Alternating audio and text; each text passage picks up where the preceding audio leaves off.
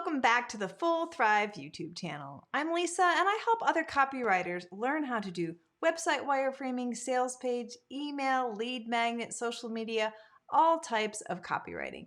But today we were having a discussion about sales page and website copywriting and the footer, all of the information that goes at the bottom of a website or a sales page.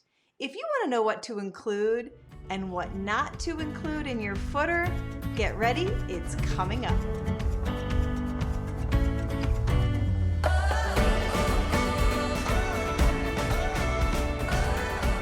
All right, let's talk about the footers. I love the footer. You just dump everything that you really all still need to include. You just put it in the footer. This is how you unclutter. Some things you can include in your footer. Put the logo again. I include the unique value statement, the solution part of it. I'll show you in a second. Contact information. So if you do have a business that does need to put their phone number or their address, don't put it at the top of a website. That is so dang old-fashioned. It just is. And I have had people like, but people call me. I'm like, I know, but just put it down at the bottom. Every single website page link, if you want to put every link and they have 27 pages, put them all at the bottom. Contact social links. This one I do get into arguments with clients about, and I don't always win. But if there is a client portal where they have to log in, I do not prefer to put it at the very top. Usually it's like at the top right-hand corner of the website. And here is the conversation you want to have, okay? So not only do I want to just teach you guys where to put things and why to put them there, I also want to equip you with how to relay this back to a client. Sometimes you have a website that you can't change, and that's just how it is. So I kind of just throw my hands up and say, okay, that's fine.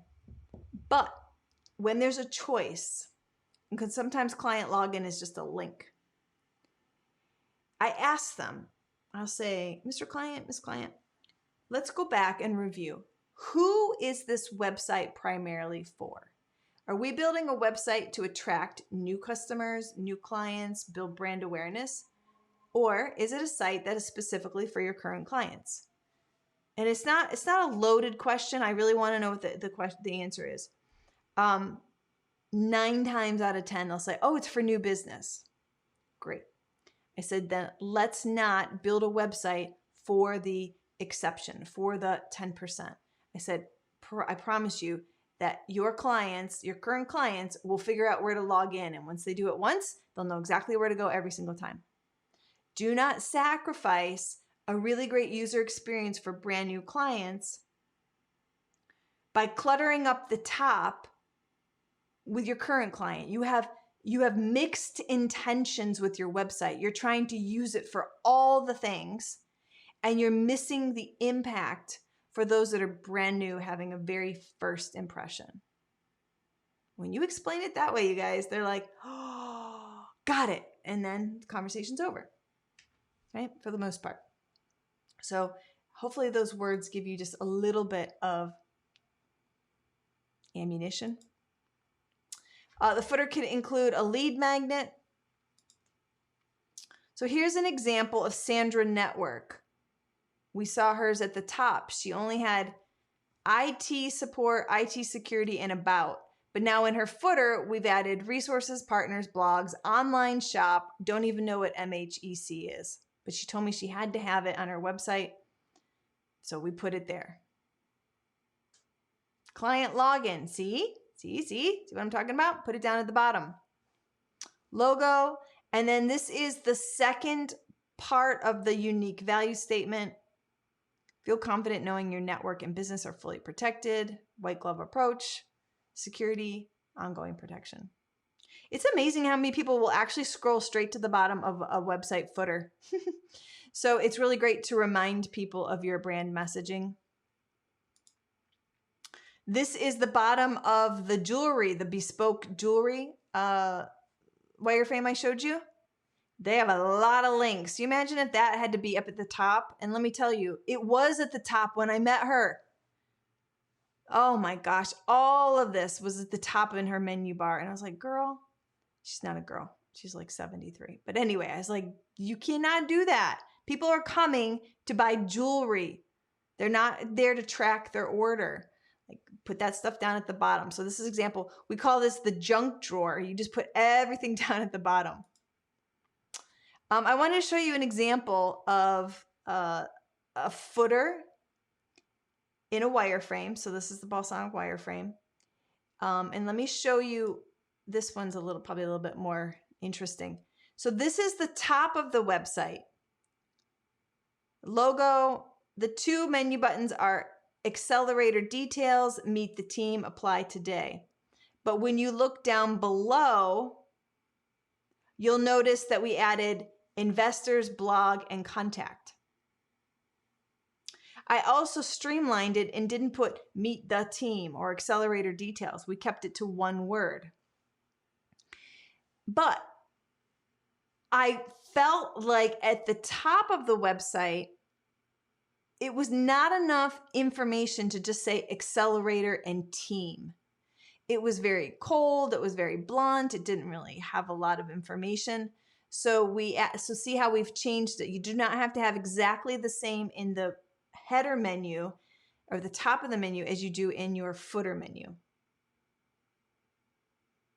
The other thing is that this is a great example. I've done this maybe 5 or 6 times for clients that have investors. Oftentimes, investors do not want to be identified, don't want to be marketed to, don't want to see investor at the top of someone's menu bar. They like exclusive and discreet and more hidden. You might not even have it anywhere, but you have a page for investors that you would send people to. But in this case, we put it down at the bottom, investors. It looks really good down there. So there are different things I want you to be thinking about when you are deciding for yourself, for your client, or when you're communicating why you did these things. Of all of the stuff on the websites and the home pages and everything you're doing, this is where you're going to have the longest, trickiest discussions about these navigations. Hey, I hope you found that useful. You know, adding wireframes to your copywriting business is a really great way to show up like an expert, deliver your work more professionally, and get paid more of those expert rates. You know, what you just saw was a little bit of a training I do called Frame Like a Copywriter. It's a 3-week intensive that allows you to add wireframing as one of the tools that you deliver to clients. So if you're looking to level up as a copywriter, and also in this program, not only am I going to show you wireframing, we are going to wireframe a homepage together, and you're going to walk away with 3 fully built templates that you can use with your next client: a homepage, a sales page, and a landing page. This is going to help you get a running start as a copywriter if you're getting into website or sales page copywriting. If you're interested, click the link below and jump on the wait list.